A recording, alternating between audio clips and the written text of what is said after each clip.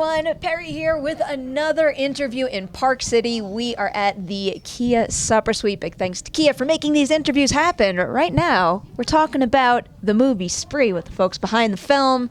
Oh my, this is one heck of a ride. Just in case our viewers do not know what Spree is, I got to do it to you. Can you please give a brief synopsis of the film? Yeah. Spree is a story of a rideshare driver named Kurt Kunkel, played by Mr. Joe Keery, who is desperate for social media attention, a big following, and he comes up with a demented scheme to get it, which is, should I tell them what it is? Oh, please do. I also want to see how far you go with the synopsis, so I know when to stop my questions. It's just a twisted live stream. Okay. Let's say that. Very twisted. Yeah, tune in to find out. Where did the whole thing start for you? Was it, the commentary on social media and influencers? Was it like a bad Uber ride? I don't know. Yeah, no. Well, it was sort of this idea that's a perfect sort of like theatrical space for tension and drama, which is being stuck in a rideshare. But really, yeah, it was what really clicked was like, wow, it's we're at this moment where our identities and our self-worth is so much revolving around validation on social media and how twisted that feels. And just thinking about what the worst case scenario for someone trying to, reach for that could be. What is the most horrific scenario? I think you got that. Yeah, we got it. But it's grounded in this relatability that we all sort of feel like, like we just want to get the likes and the clout. Because otherwise, how would anybody else know we exist? Through human interaction like this. Yeah. What is that? I don't know how to function. Joe, what was it like reading the script for the very first time? Because so much of this movie really comes to life in the edit and seeing everything cut together. So when you're reading the screenplay, are you able to visualize what we wound up getting at the end? 100%. Yeah, I feel like the screenplay read, although things aren't, it's not identical, I don't think, to the final movie. It read with a very similar pace, I think, to watching the movie. So I was pretty hooked and kind of shocked at the script and was wondering how they're going to pull certain things off. But mostly I felt that I had sort of an understanding of who Kurt was. And I guess after meeting you and talking to you about it briefly, I felt at least that we were sort of on the same page. Yeah, we were wondering how we're going to pull certain things off too. I also don't give too much stuff away. It's like we're going to write this down. Hope we can execute this crazy thing on the freeway or whatever. Yeah. But no, really working with Joe and the other actors, we brought it to life. We did change stuff a lot, and we figured out who Kurt was together. We did. Gene, my co-writer, and I had ideas, and we're trying to find the voice, and Keery knew what was wrong with Kurt, with his thinking and the sort of amoral attitude towards social media and whatever in life. But Joe really came on board and made him a real person and grounded him in this sort of delusion and this naivete and this very scary relatability. And we watched a lot of videos, and we made a lot of prep videos and research videos. YouTube live stream type videos? Yeah, that was a huge part of just the prep for the movie, is just making a lot of the research was watching people, all these kind of wannabe influencers. The people, you've said, for every, for every influencer, people, there's 100,000 who you've never heard of.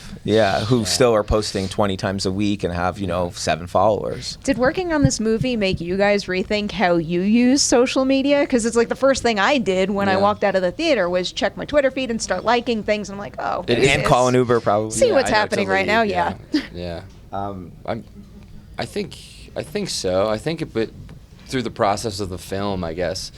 Not necessarily seeing the final film for myself, but just maybe going through the process. I think my own personal relationship to social media is different than Kurt's, but it's maybe opened my eyes to the fact that it's, I guess, there are many more people, who are interacting with the social media that way than the way that I'm seeing Kurt's pop up all over the place, which is very scary. Did it change my relationship to it? I don't think so. That's part of the double-edged sword of, the world we live in, right? We can be critical. We can say we're going like Jesse Adams in the film is saying she's going offline or whatever. We can say that, but ultimately if you exist now, you're invariably part of that ecosystem. So and you have to make your peace with it. And like, you know, one thing I've thought about a lot in relation to this film is like something like, you know, Dr. Strangelove is like making fun of nuclear holocaust, which is truly like a horrific existential crisis. And we're trying to take that approach towards something like social media, but like those nuclear bombs still exist. Like we're still going to wake up in the morning and have those handles and those ways of the world monitoring us and us, you know, reacting back. Where do you find yourself nailing the tone of the movie more, in the script and the prep process on set or in post? I mean, it's all about that final product that you put out, that final whatever piece of art, film, whatever, that you put out into the world. Everything else is just raw material, right? Like, you know, the script is a blueprint, and then Joe brings all of this great material, and then you're editing it, and then you're doing pickups, and then you're like writing 8,000 comments, and all is just for one final thing, which is Spree, which is the movie, right? And it's really tricky because the tone of the film is very complex, and as a, you know, but I hope it's been awesome seeing it with audiences because it's been very validating because it feels like we really did nail it. You know, it's not an exploitation film. It is a film that has I think we're on the right side of history in terms of the social critique of like the horrific stuff that's going on in society 2020. And all that's not the only impressive thing about the movie. I just can't even begin to wrap my mind around how you guys shot this. So can you paint a picture of what the set would look like, especially when you're shooting a significant amount in the car? Is it just, you know, GoPros around the car and that's what you're getting? Yeah, I mean, that was something that was really appealing about it. Also signing on to the project was the fact that, you know, the way that we shot these rides were really just, you know, they truly were just unfolding. I mean, we set everything up, and I mean, hats off to the crew and Eugene, because a lot of the technology that, you know, these cameras weren't designed to do to shoot a feature. Yeah, to do what we yeah, did with like them. there's a lot we had to like adjust later on, but it's a little bit, I think, like from what I know about Jaws, kind of like shooting Jaws or something, where like we were in a monitoring van, and then Joe's most of the time actually driving the car, like on the roads, and then the actors are there and they're really playing out the scene,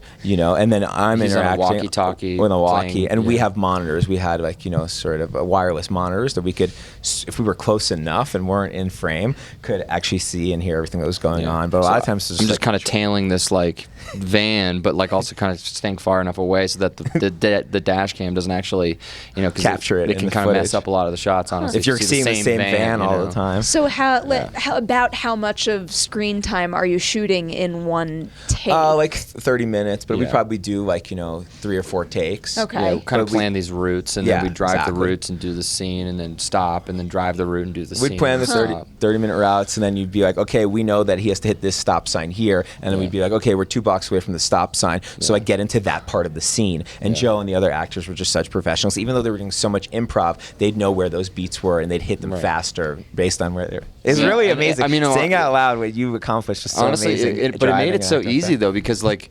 from the acting perspective, it just totally takes you out of your head because you're worried about so many other things. You're worried about the driving, and you know you don't really have time to second guess. Exactly. So I think, you know, that was something that was stressful. I think maybe day one, but then at the end of day one, just kind of realizing that, you know, you can really use this to you know, help you through the film. And for the record, all the crazy stunts that people see in the movie, that was all Joe. He did all his own stunts. Every fucked up thing. No, actually, shout out to Casey Adams. Awesome stunt coordinator. Yes, hell yeah. So what are some of the technical things that you had to keep in mind, though, during those performances, especially when you're, let's say, getting, you know, 4 takes of a 30-minute scene? Are you worried about, you know, your eye line and making sure whatever you're improving in one take matches another take? Or any of those things going through your head? Yeah, I think so. You know, there was a huge technical element, you know, and that's something that you always, I don't know, you always have to deal with no matter what set you're on, some more than others, but yeah, I mean, luckily, I guess you can maybe speak to it more about the improv sort of matching up. No, but that wasn't a hard thing to do. You were nailing it, even though you were changing things up. But I also think there is just a certain, like, even though I think your relationship with social media is quite thoughtful and like detached and like earnest but detached, like you personally. I do think that we all, just as users of smartphones and social media, have a natural, or like a not natural or organic, but have developed, you know, a thoughtless or relationship with our phones and how they operate, and what does it mean to look at your phone, right? And so when Joe's doing Kurt and he's like mugging it for the audience, right? It's very similar to how you might do a FaceTime with someone. You know, when we think about eye lines in this film, it's quite different than in another film because it's a built-in meta awareness of his character to the audience interaction. Which was fun. I mean, really fun. Like that's why all those, like, there's certain moments in the film where, you can give like looks to the camera as, you're looking at your audience. And that's part of the critique, implicating the audience in what they're watching, So random, but I'm always fascinated by hearing how a filmmaker comes up with the names, and Kurt Kunkel is one that's going to stick with me. So what made you settle on that? I had for a second Kurt Krinkle. I remember Kurt Krinkle. Kurt Krinkle. Yeah. And then we changed it for some reasons. And then it's just like sounds like short, hard, and kind of like garbage or something. It's like, no offense to anyone who might have the name, but it's just like short, hard, and harsh. It's like a little bit like marbles in your mouth or something. It's almost like a machine breaking, and that is actually, I think, a way to think about Kurt's mind, right? Getting fed all of this like crap from being created by social media. It's like his brain machine has broken, and that's what Kurt Kunkel sounds like to me. Yeah, no, that's a pretty good description right there. Without going into spoiler territory, I am curious, what was the most challenging scene for you guys to pull off? Because there's quite a few that come to mind. There's I don't know if it's the most challenging, but there are moments where different actors, me included, had to use a body cam, and that's kind of difficult because you're technically, you're like a tripod for this thing, and you're having to frame up all these different actors without even really looking at a monitor. So there's this thing mounted on you. Like there's a scene in a club where I have to walk around, and also Josh as well has to do it. That was pretty tough technically. Josh is like Bobby the influencer. Yeah. I don't know if that was the most challenging, but that was definitely a difficult element. I mean, we invented our own workflow for the film. It's like we said before, it's these dash cams and GoPros and body cams and iPhones were not made for feature filmmaking. So it's like every day was a new challenge, but it was fun. The crew was up to the challenge. The cast, which was operating the phones and the body cams, was very up to the challenge. And I felt like that's the fun of filmmaking, right? Every obstacle becomes an opportunity, and when you limit your film language, that's when you create. So, I like that. That's fun. Truly, out of the limitations comes, something. A lot of good ideas. Yeah, exactly. I'm just endlessly fascinated by the screen life format and how that's changing storytelling across all formats right now. So that is something you guys do extremely well here. Thanks very much. I've been trying to do that for a long time. My first movie is a screen movie from 2010. It's called Zeros and Ones, and it's all told through operating systems. So you have apps and games and phones popping up and comments popping up. So did this feel like it felt a little bit like 2.0. And while I made that, I made a Skype movie that was all G-chat videos and Skype chats. That was all captured, just like an easy version. Have you ever talked to Timur Bekmambetov? Yeah, well, I've had conversations with him. A lot of people who worked on my films worked on Unfriended. And I love what the kind of stuff that he's doing right now. I think it's fascinating. I think it's really important that filmmakers push forward film language and acknowledge what's going on in our day-to-day lives. Did you write all the comments that we see? Yeah. I was paying very close attention to it, and they all have value. So I imagine you guys sitting there and writing. I don't know how many. I was lucky to have a few friends sometimes, and a lot of the time it was just me. And there's over 8,000 comments in the film with unique usernames that have to do explicitly with what's going on. And so I sort of watch a scene again and again and again, and be like, "What's funny for this moment? What's disturbing for this moment? What's Twitch like for this moment?"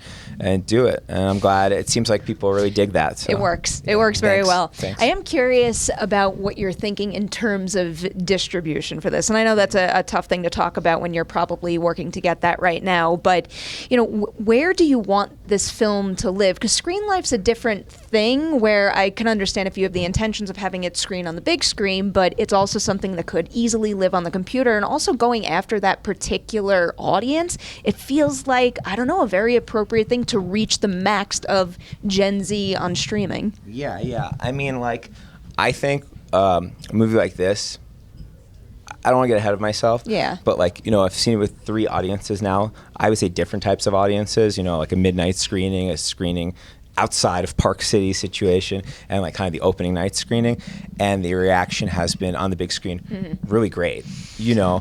Watching with a bunch of people, you just get all the gasps and all the laughs at the same time. So I think just whatever helps us reach the biggest possible audience, so they can see Joe's amazing performance, and so they can be overwhelmed by the cinematic nature of the film, is really important to me. So, and also just having impactful conversation and discourse in the culture.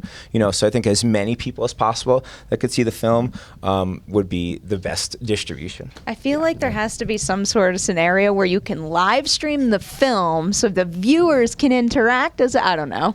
My mind's spinning out of control with the possibilities. By the way, I'm at P. Nemiroff on Twitter. Follow the bag. All right, let's do it. I'm rooting for you guys, though. Thanks very much. I have to let you go. Thank you guys so much. I could talk about you. the process of making this movie all day long. I'm fascinated, very impressed. Thanks very much. Congratulations. Thanks. Spree, keep an eye out for it. Thank you guys so much for watching this interview. Like and share it. I feel so weird saying like and share it before you smash go. that subscribe button. Thank you to our sponsor, Kia, for making all this stuff happen at the Supper Suite in Park City. We'll see you guys soon with more coverage from the festival.